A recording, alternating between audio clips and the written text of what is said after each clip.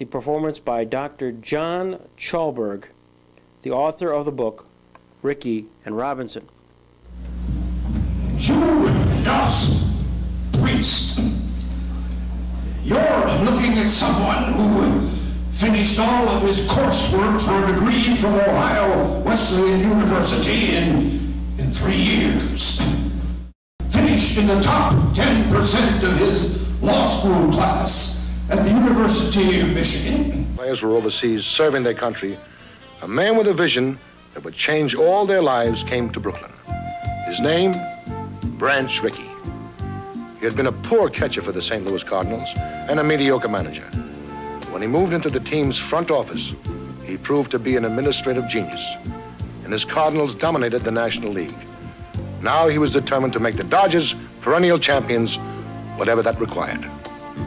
On August 28th, 1945, Cave of the Winds, that would be my office, what you newsmen call my office, 215 Montague Street in Brooklyn. August 28th, 1945, that would be the day that showed up with a prospect in tow. A mightily intriguing prospect, slightly older than usual prospect at that. Way to Brooklyn to meet me. Jack Roosevelt Robbins. And what a prospect he was, rolled into one. My scouts had done their work. They knew that he could play the game. We weren't sure about his arm, though. That's what Seaforth was out there to check on. He was playing shortstop, and could he get the ball from deep in the hole at short all the way to first, and could he get it there with some mustard on?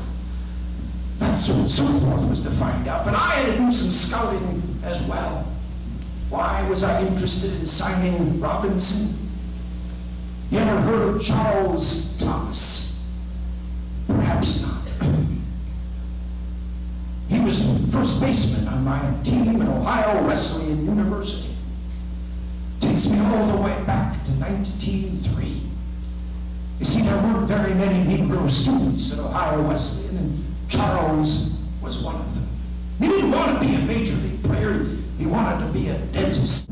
We were playing at the University of Notre Dame. This time the villain wasn't the coach, but a hotel clerk.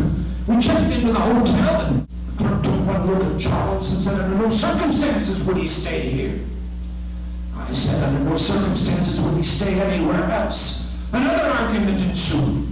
This time the solution was for him to go out and look in the Negro districts for a hotel for Charles. In the meantime, I commandeered a cot and moved it into my room. When he came back, he was horrified. Another argument ensued.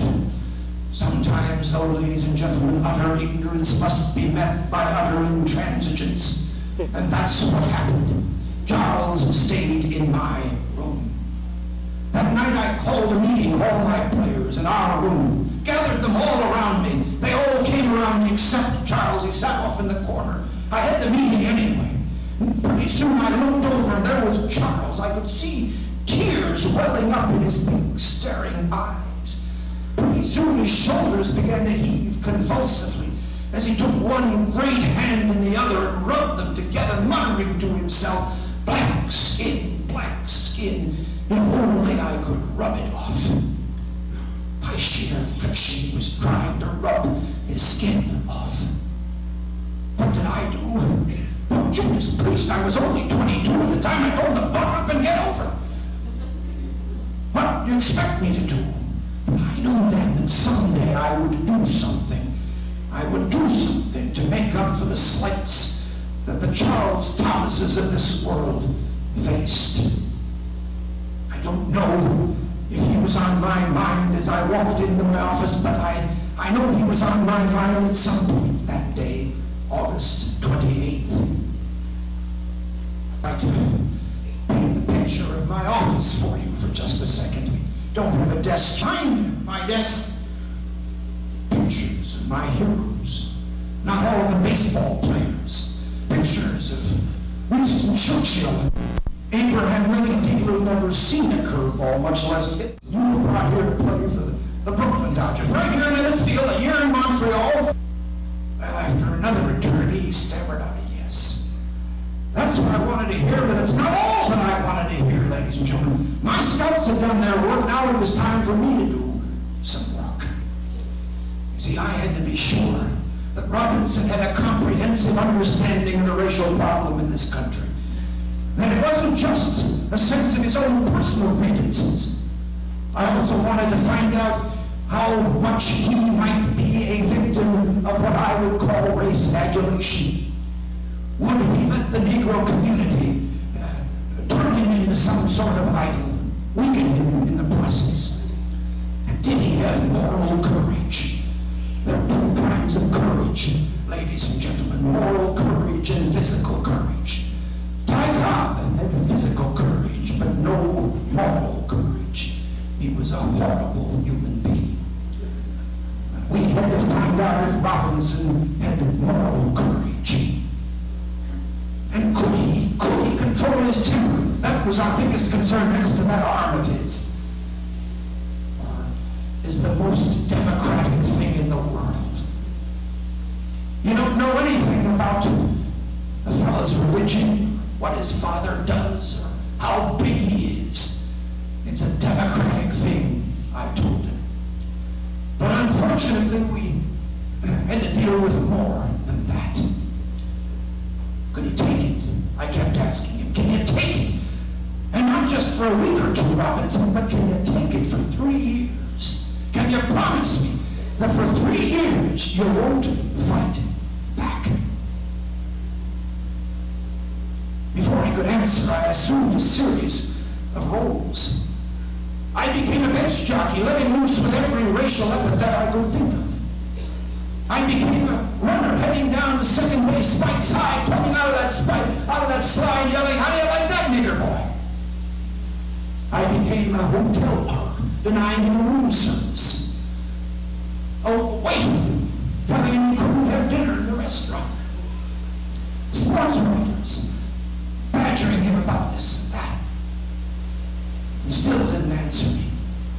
At which point I walked right up to him around the corner of my desk, curled my right hand into a fist behind my back, unleashed it, and missed him by just inches. What do you do then, Robinson? Still no answer. My reply was, you can't fight back. After another eternity, he finally answered. I think I get it, Mr. Rickey. You want to find out if I have 2 cheeks. But he said, you can't expect me to be a cringing fellow. You can't expect me to be obsequious. Obsequious. I heard that word and I knew we had the right fellow. In 1947, all baseball heroes had been white. The grass was green, the dirt was brown, and the players were white. And then in 1947, this man appeared on the field in Brooklyn. His name, Jackie Robinson. He could hit, bunt, run, steal. He burned with a dark fire and charged at ball games. But skills alone did not make Jackie Robinson the first black in the major leagues. Branch Rickey saw something extraordinary in this man's soul. Robinson bore the burden of a pioneer. He was hit by pitches, spiked, cursed at, banned from hotels. But he refused to be defeated by these obstacles. If anything, they made him stronger.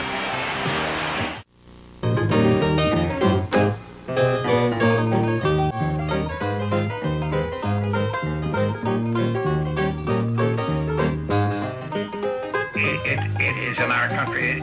It has been to me a way of life. A charming challenge that comes from a little object. A little round ball made up of rubber inside and the yarn about it and horsehide cover with 162 stitches or what have you. What is it that would challenge the interest of a man for 58 years?